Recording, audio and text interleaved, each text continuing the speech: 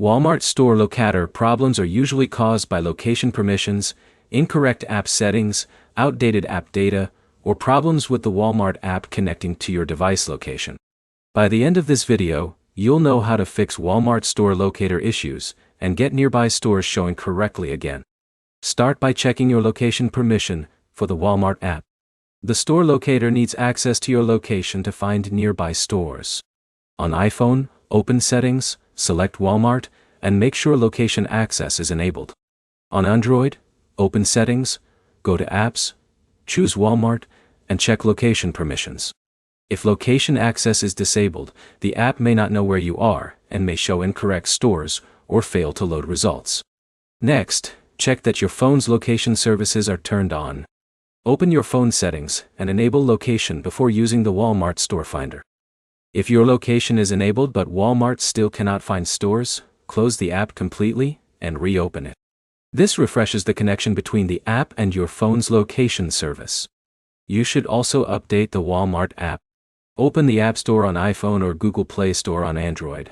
Search for Walmart and install any available update.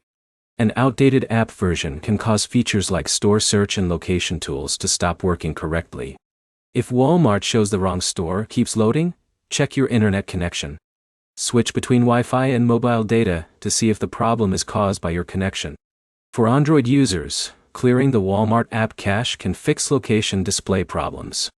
Cache files can prevent the app from loading fresh information. Open Android settings, select apps, choose Walmart, open storage, and select clear cache if available.